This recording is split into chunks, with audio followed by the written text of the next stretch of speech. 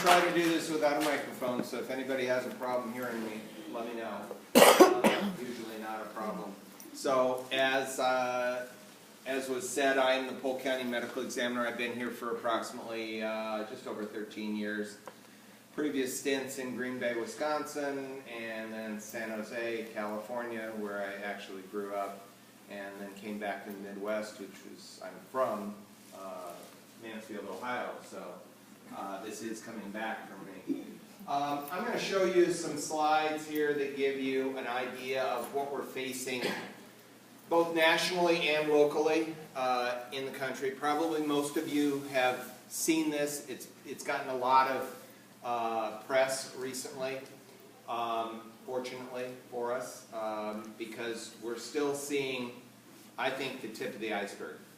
And I can say that because we had, as far as I know, it takes a couple weeks for toxicology to come back, but as far as I know, we had 4 fentanyl, heroin, etc. deaths last week alone in Polk County.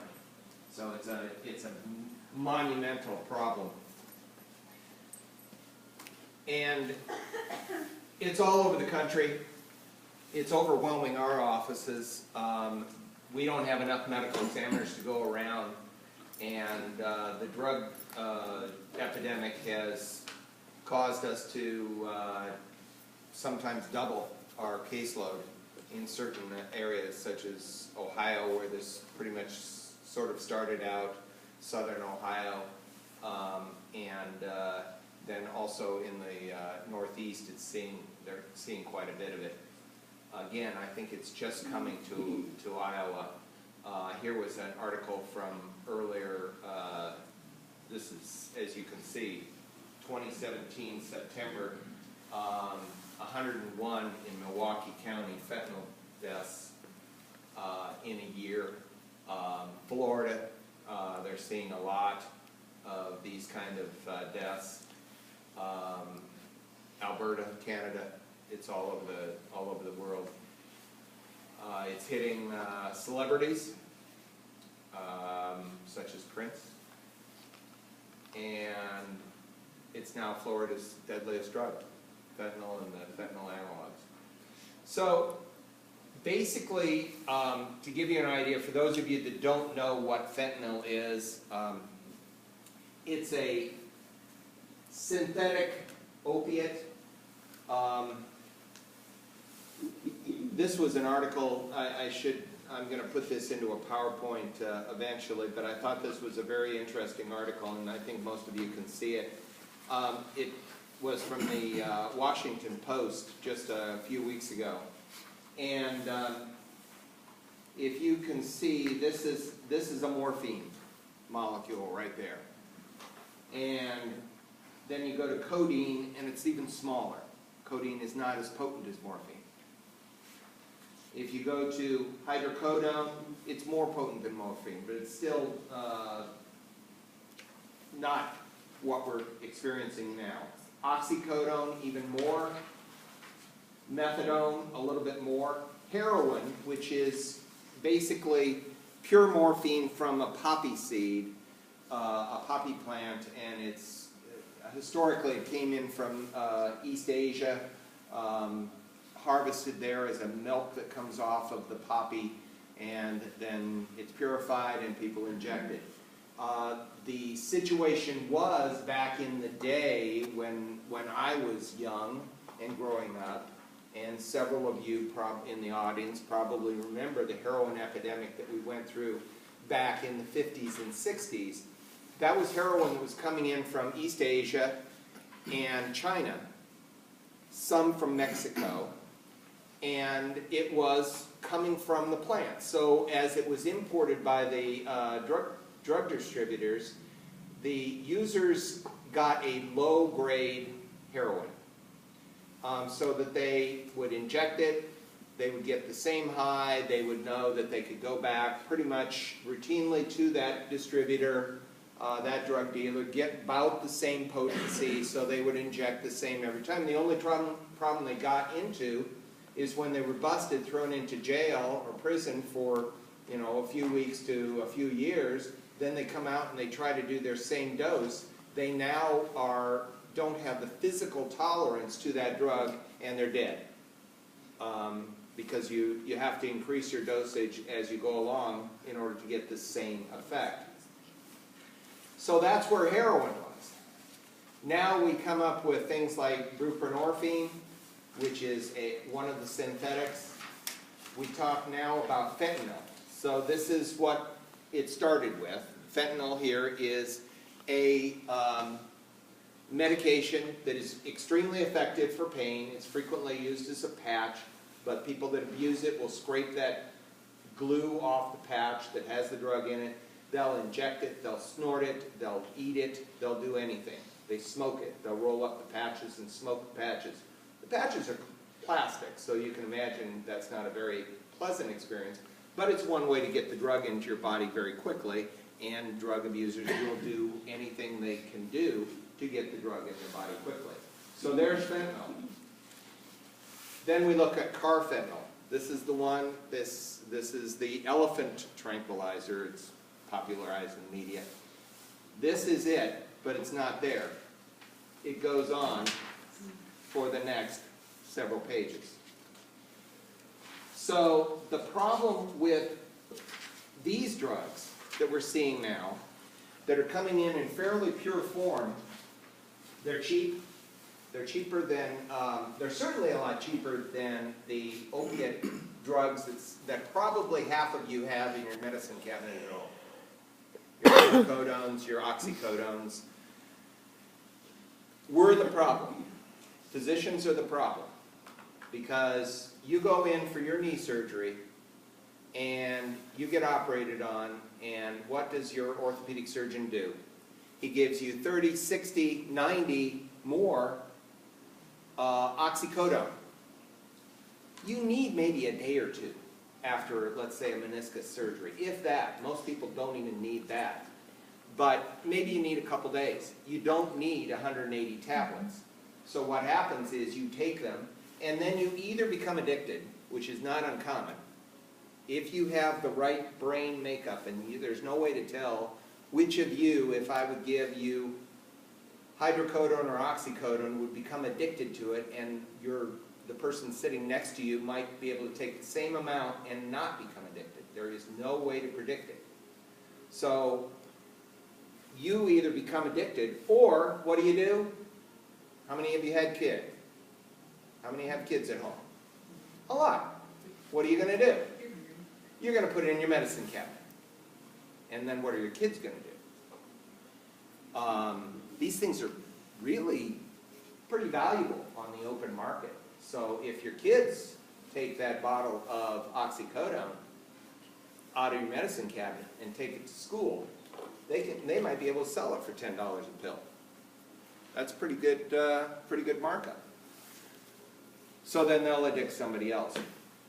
But the problem now is the heroin that's coming in, and so people start with the oxycodone and things like that, but A, it's a prescription drug, so unless you want to get it and pay good price for it, it's a lot easier to use heroin, and a lot cheaper. And trust me, because the market is different too now.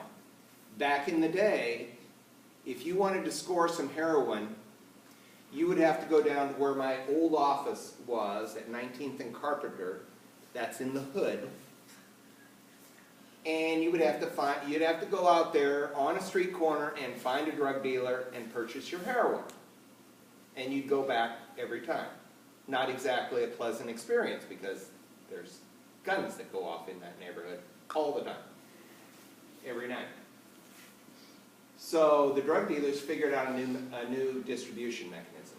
And there's a very good book that was written by a guy by the name of Sam Quinones called Dreamland, that documents this, what happened in southern Ohio and Indiana, and some of the states around there. They got smart. The Mexican cartels figured, we're going to use the pizza delivery model. So they had cell phones, they had pagers. All you have to do now is have the number. They'll come to you. They'll meet you back here in the back of the church if you want them to, and they'll sell you your drugs. The problem is, the drugs now are being cut or added to because, you know, Bob, drug dealer A, is in competition with me, drug dealer B. Well, I want my clients to experience a better high. So I'm going to add a little bit of maybe some carfentanil to my heroin. So they get a little bit better charge out of it. Problem is, they're going to die because of how potent that is. And we get a lot of patients that just have, that are dead with a needle in their arm because the drug hits them so fast and they are out. We also get patients that they get resuscitated, they get 3, 4, 5 rounds of Narcan, is now about $150 a shot. And that Narcan antagonizes the drug, and so they come back to life, and then this drug is so potent, they then go back out again while the medics are still there, and they have to give them another Narcan, and maybe another one after that.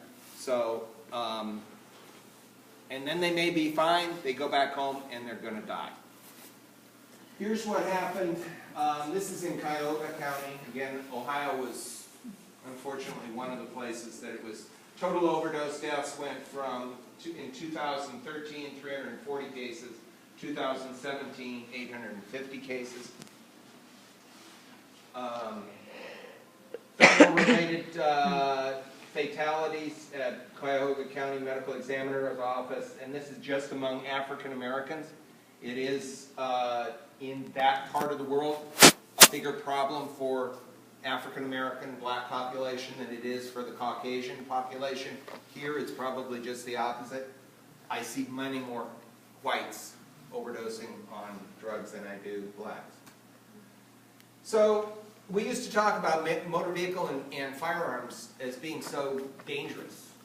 Well, motor vehicle fatalities have gone down dramatically as we've made cars safer. Firearm-related fatalities from 1999 to 2014, age-adjusted, have not changed that much, despite what the media wants to tell you. Firearms are not what is killing our people currently. It's drug overdoses. That's what's taken off, and it's going through the roof. So here we are, motor vehicles are down, drug overdoses are up. This is for the United States as a whole. The synthetic drugs are going up even quicker than the other opiate-type drugs. And death rates involving heroin have gone up now in 2014. So this is very old data. This curve has just shot up even further. This is the only CDC, the latest CDC data that I could get my hands on. Has just shot up 3.4 per 100,000. The stimulants, such as cocaine, hit a peak about around 2006. They've now dropped off. You probably heard recently the methamphetamine is still a problem in Iowa, and that is true. But I don't see that many methamphetamine deaths. I see opiate deaths. Now this is a series of graphs, and we are going to start with 1999, and I'm just going to page through these very quickly, because what you're going to see is the blue, like around Iowa, is a low death rate, 0 to 2 per 100,000 for opiate-related deaths. And when it gets red, it's greater than 20. So as we page through this, 1999, 2000, 2001, you can see where the drugs are starting out in the lower Ohio Valley area and also around New Mexico. But don't let it catch up to us, because as we keep going, 2003, 2004, 2005, 6, 7, 8, 9, 10, 11, 12, 13, 14.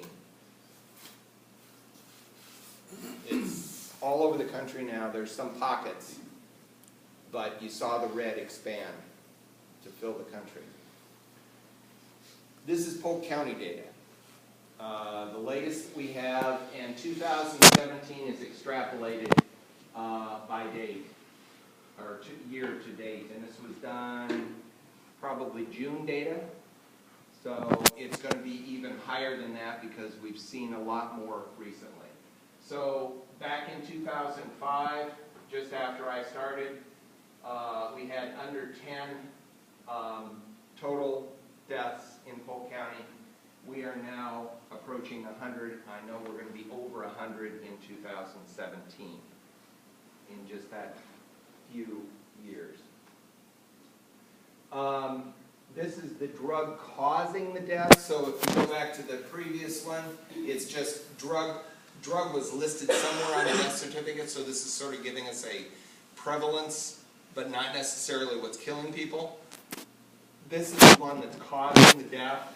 So again, opiates caused 70 deaths extrapolated to 2017, and last year it was down around 40. So we're nearly doubling our opiate-related or drug-related deaths due to opiates.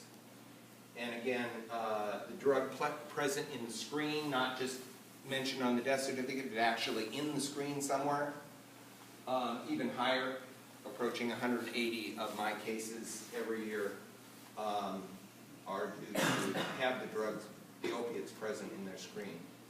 And then the other one is as a percent of cases examined. So greater than 40% of the autopsies that I do, of the cases that we certify, because we don't always do autopsies, greater than 40% of them have illicits and opiates in their system. And these are your neighbors. These are not the people that are down in the hood.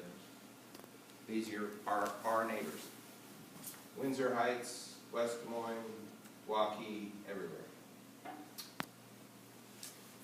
So that's what we're dealing with. I strongly advise all the parents in the room to go home tonight and check your medicine cabinet. If you've got drugs, get rid of them. Don't necessarily put them down the toilet. That's not a safe way to get rid of them because it does contaminate the ecology. Take them to any pharmacy, take them to any hospital, and they will take them off your hands and dispose of them for you. And the next time you go to your doctor for your knee surgery, be very careful because the doc will probably, or very likely could, give you more drug than you need. And the smart people that I hear talking nowadays, not just physicians, but people that are maybe not that educated, are saying, no, I don't need 30 oxycodone after my surgery. Give me 5. And if I need more, I'll call you. You probably heard now that CVS and some of the insurance companies are not going to pay for more than 7 days of prescription. And we had an opiate summit that the governor convened last week, and the Attorney General stood up and said, I understand that the physicians are very